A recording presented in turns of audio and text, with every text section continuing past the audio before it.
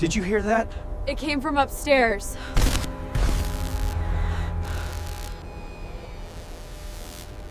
The scream came at 11:58 p.m., 2 minutes before Christmas. It wasn't loud. That was the problem. It slipped through the snow-covered trees like a breath exhaled too close to the ear, thin and cracked, ending in a wet choke. The kind of sound that made you wonder whether it came from a person or something pretending to be one. Ethan froze mid-step. His boot hovered above the rotting porch board of the house, frost clinging to the laces like pale veins. The Christmas lights nailed along the roof flickered once, twice. Red, green, red, then held steady, buzzing faintly. "Did you hear that?" Claire whispered. No one answered. Behind them, the forest closed in, tall pines bending inward as if listening.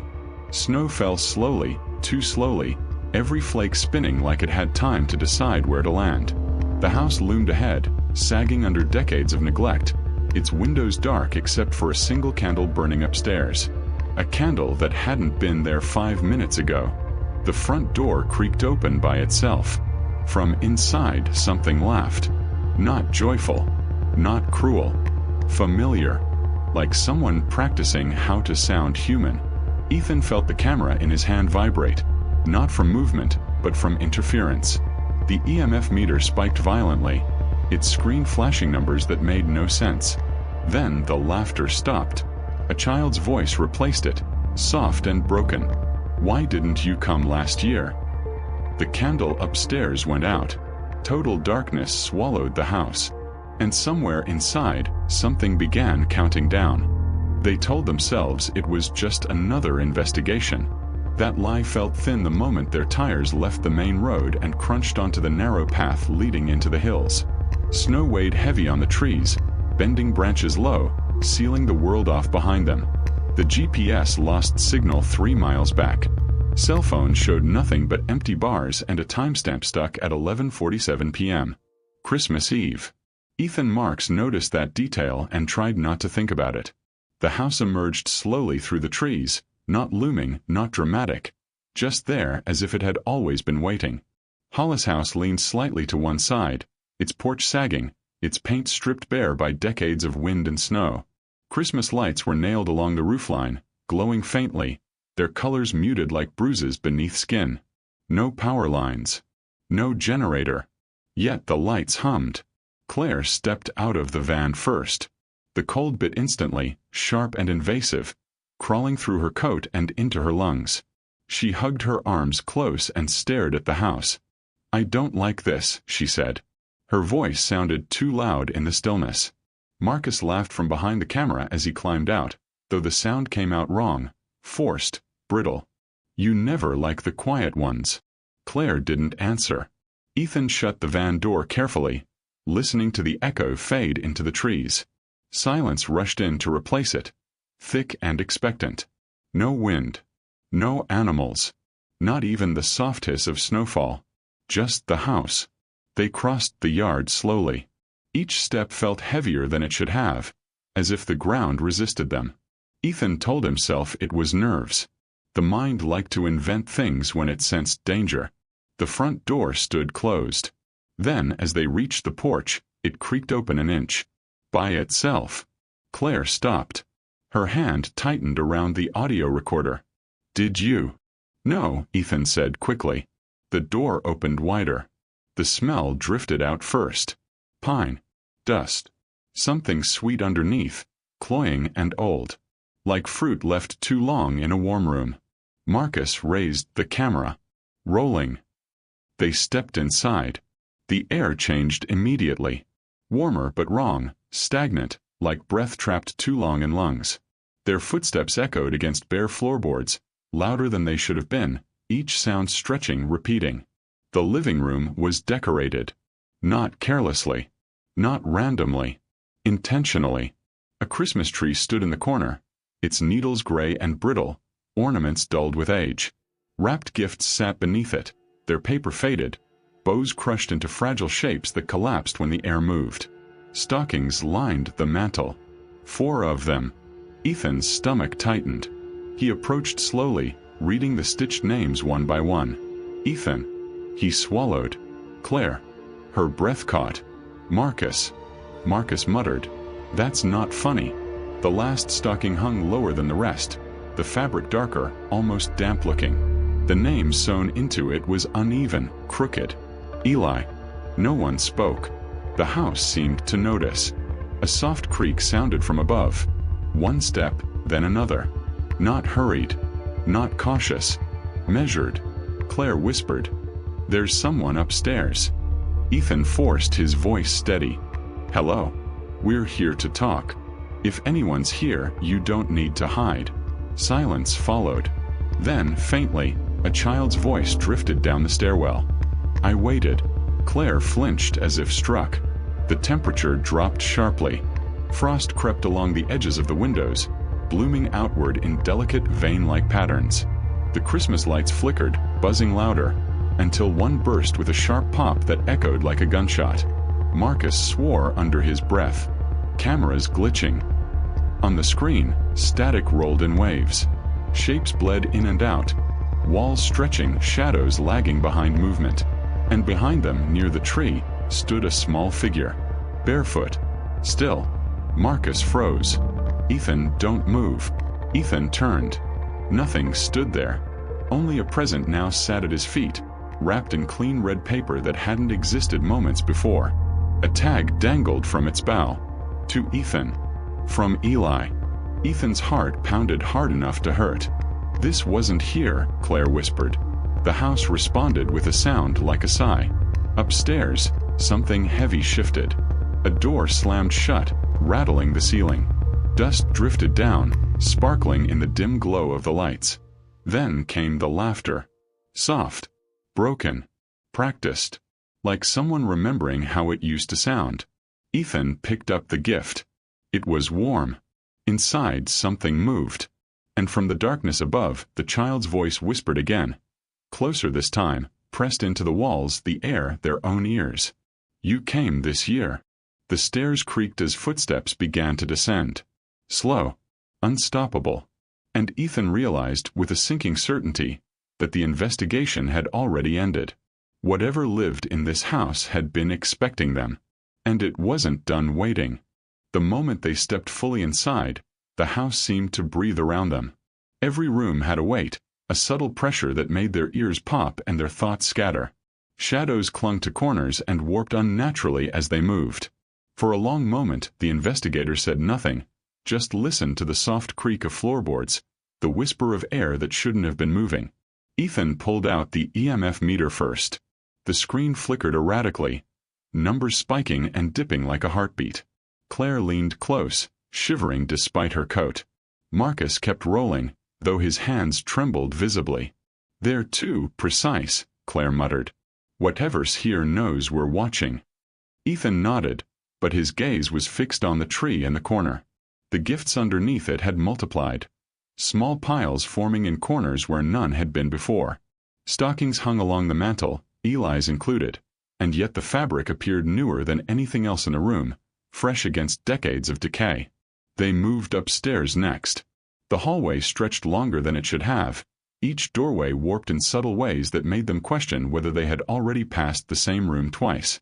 Frost had formed inside the walls, spidering across paint in fine icy veins. In the first bedroom, the bedspread was neatly arranged, as though waiting for someone. Toys were scattered across the floor, but none were plastic. They were wooden, worn, carved with care. Claire stepped forward, eyes scanning the floor. These aren't recent. Ethan's attention was drawn to a corner of the room. A small chair faced the wall. Its occupant, a tiny figure drawn in chalk, was faceless. Lines etched into the floor beneath it indicated movement. Faint scratches, deepened as if something had shifted the chair frequently. Marcus swallowed. Guys, I don't like this. It's alive. I feel it. The second bedroom was worse. Crayon drawings covered the walls. At first glance, childish stick figures celebrating Christmas. But closer inspection revealed something darker. Behind the figures, lines overlapped, forming a taller shape. Faceless, looming, hands reaching over the smaller figures. Every time Claire blinked, it seemed to inch closer. "I think it's watching us," she whispered. Upstairs, the temperature plummeted again. Their breath fogged violently, clinging to the walls in thick plumes. Ethan's voice shook slightly. "We're not imagining it. This thing isn't bound by normal rules." Flashbacks came unbidden. The town archive had been thin on facts, but a few whispered stories remained. The Hollis family, Christmas 1962. A father, raving and haunted by voices no one else heard. A mother locked in the cellar, rocking back and forth. 3 children vanished overnight. One child, Eli, officially lost to the woods, but locals whispered the house had claimed him. Ethan remembered the caretaker's warning from earlier. Every Christmas, it sets the table again, waits for him, and anyone foolish enough to linger. Back in the house, micro-events escalated. The audio recorder picked up whispers in gaps between sentences. Chairs shifted an inch, then another. Doors closed slowly, as though guided by invisible hands. Marcus's camera detected shadows moving contrary to the lighting in the room, elongating, bending around corners, pooling unnaturally. Claire's paranoia began to rise. "Did I leave that recorder there?"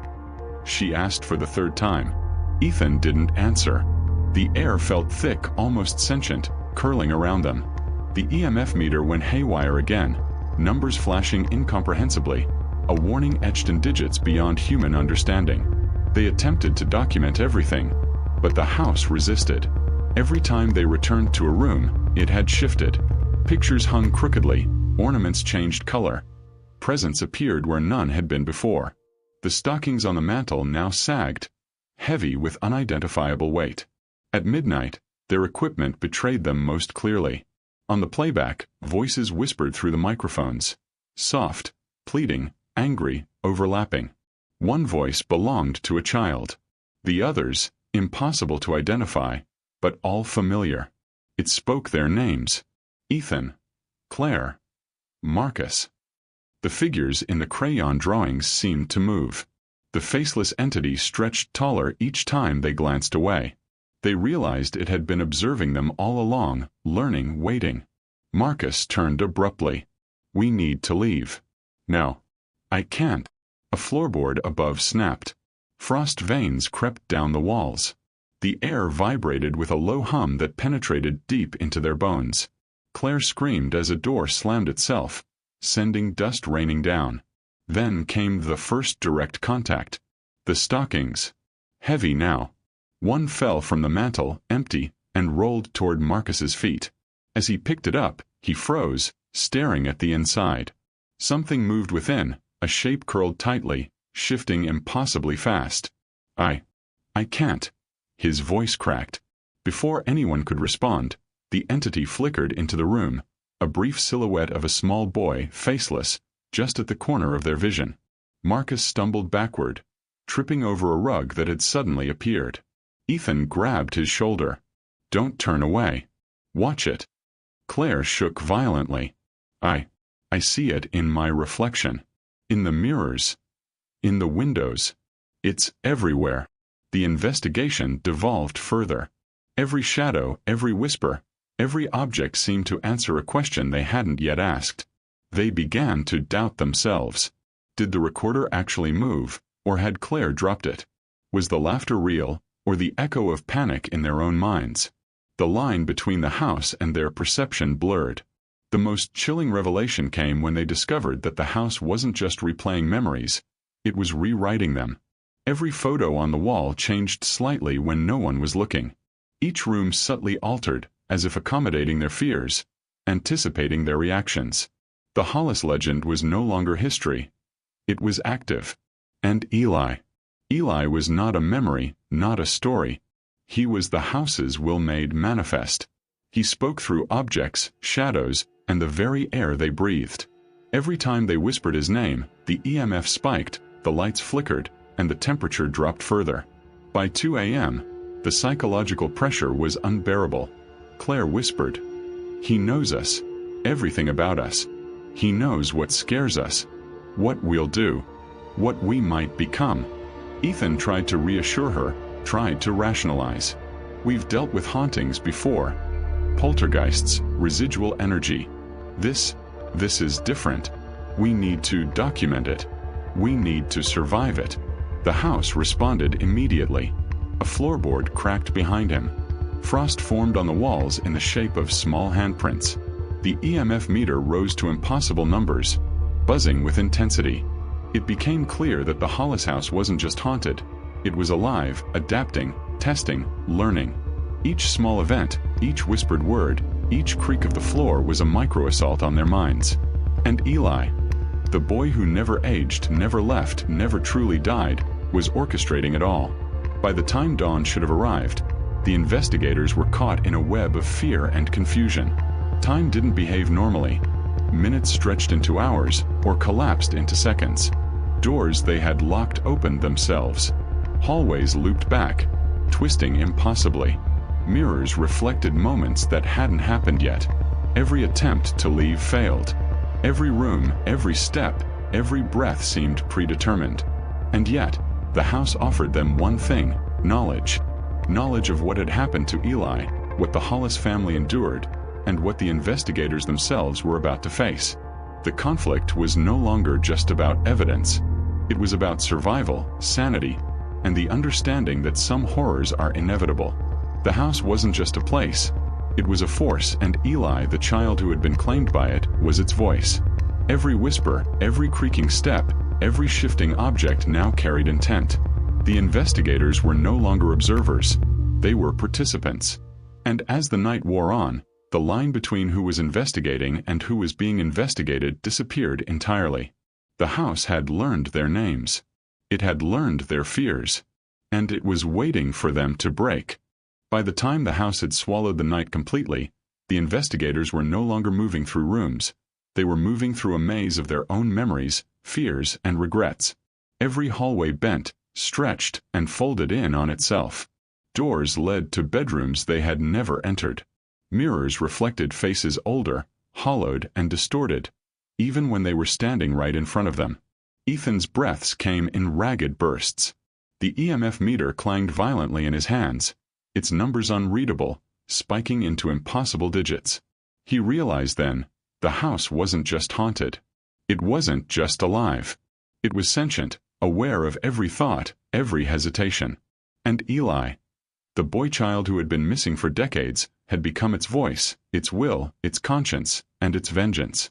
Claire's voice broke the silence. He's inside us. He's in our heads. Can't you hear him? I hear him, Ethan admitted, voice hoarse. But we need to. A door slammed so hard that the walls vibrated. Frost shot across the room, forming shapes that were unmistakably hands, pressing outward as if the house itself were trying to squeeze them into the walls. Marcus screamed. They turned, but he was gone, pulled into the floorboards, leaving only a stocking behind, heavy and shaking as though it still contained his fear. Claire ran to him, but the hallway stretched infinitely. Every step she took, the distance increased. Her voice echoed, warped. Marcus. Marcus. A whisper came from the corner of the room, soft but clear. You stay. Or you go, it stays. Ethan grabbed her arm. We have to confront it. If we scatter, it will take us one by one. Together. The staircase loomed above them, twisting impossibly into the ceiling. Footsteps, slow, deliberate, and wet, descended. The temperature plummeted, frost spreading across their coats, their hair, their skin. They could see their breath in thick clouds that lingered unnaturally. And then he appeared. Eli. The boy. Or what had once been a boy. His small frame floated inches above the floor, eyes glowing faintly in the dark, faceless but somehow more human than anything in the house. He held a gift, wrapped in pristine red paper. The tag read, "To you." You came, he said, voice layered, childish, grown, echoing from the walls, from the furniture, from their own ears. But I need you to stay. The house responded instantly. Walls stretched, folding corridors into impossible angles. Familiar rooms became alien. A fireplace warped into a doorway. A tree grew impossibly tall, its ornaments shifting, faces appearing in the reflective balls, screaming silently. Frost veins crawled like living things over every surface. Time seemed suspended. Claire screamed as she saw her reflection in the window. Older, hollowed, eyes blackened with frost, lips cracked and frozen in a permanent scream. Ethan tried to reach her, but the floor moved beneath his feet. Each step carried him farther from reality. His mind screamed for logic, for a pattern, for a way out, but the house ignored all reason. "Ethan." The voice came from the stocking at his feet. Something moved inside it. Breathing, struggling. "Will you stay?" The EMF meter shattered violently in his hands, numbers spiraling into madness. A shadow detached itself from the far wall and stretched across the floor. It was taller than any man, yet impossibly thin, limbs bending in ways that violated physics. It leaned down, merging with the red stocking, the tree, the ornaments, all of it becoming Eli. Marcus's voice came from everywhere and nowhere. "Ethan! Claire! Run!" The house shrieked, low, guttural, a sound vibrating through their bones.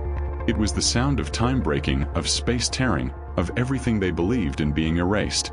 The tree toppled in slow motion, yet fell without touching the floor. Gifts exploded open, releasing frost that formed tiny hands reaching for them, whispering, crying, laughing. Ethan lunged for Eli. "We don't have to stay. You don't get to." But Eli raised a hand. It was small, delicate, impossibly young. The moment he did, every exit vanished. Doors became walls. Windows became mirrors. Ceiling and floor merged. The world outside ceased to exist. Claire screamed, the sound stretching infinitely, echoing back from all directions. Frost filled her lungs, yet she breathed. Her vision blurred. Her reflection in the mirrors multiplied. Dozens, hundreds, all staring, all silent. Each one older, hollower, echoing fear that wasn't entirely hers. Ethan realized they were inside a memory, or a trap, that the house had stitched from their own minds. Every failure, every fear, every regret magnified. And Eli fed on it. "Stay with me," he said again, softer now, coaxing, almost pleading. Ethan's hands shook as he reached toward the floating boy. "We can't," he whispered. "This isn't real." The house answered with a sound that shattered their ears. Hallways twisted violently, ceilings spiraled downward. Frost turned to ice shards floating in midair, sharp enough to cut through skin. Every stocking, every decoration, every shadow coalesced into a single form. Eli, taller now, towering over them, eyes glowing with impossible depth. Marcus appeared beside them, pulled out of some loop, his voice hollow. "You don't get to leave. None of us do." Claire screamed again. Frost covered her mouth. She clawed at her throat trying to speak, but only silence emerged. The house fed on it, twisting her panic into shapes that lurched toward Ethan. Ethan felt his grip slip. The stocking, Marcus's now, tumbled open. A shadowy tendril snaked toward him, cold as death. He realized with absolute clarity. The house didn't need to kill them to win. It only needed to claim them. To consume memory, identity, the very sense of self. Eli leaned down, small hands reaching toward Ethan's chest. The air thickened, the walls closed in, and the temperature dropped to unbearable depths. Every heartbeat felt like ice cracking inside him. "Stay," the boy whispered. And for a brief moment, Ethan understood. The house had always been waiting, always hungry, always learning. It was inevitable. Claire's hand found his shoulder. "Fight it," she gasped. But even she trembled, knowing their struggle might be meaningless. And then it happened. The floor beneath them opened like paper. They fell through darkness, screaming, twisting, spinning into a void stitched from Christmas memories, fears, whispers, and frost. Faces of missing children flickered around them. Shadows danced on walls that shouldn't exist. Eli hovered above, smiling. The last thing Ethan saw before losing all sense of space and time. Marcus's stocking, heavy, sagging, a shape moving inside it. The boy's eyes glowing. And the house exhaling, alive, patient, inevitable. The world snapped. And then silence. Ethan awoke on the snow-covered road outside the Hollis House. The dawn was pale, almost unreal, casting long shadows over the frozen ground. His boots were soaked, his clothes stiff with frost, and the EMF meter lay shattered at his side. Snow fell silently, yet the world seemed muted. Too quiet, too still. He sat up slowly, trying to piece together what had happened. The house was gone. Burned down, the authorities would later say, though he knew better. It hadn't burned, it had released him. Or maybe it had decided he was not yet ready. Claire was nowhere in sight. Marcus, too, had vanished. Their voices echoed only in his memory. Ethan's hands shook as he pulled the camera from his coat. He tried to play the footage, but the screen was static.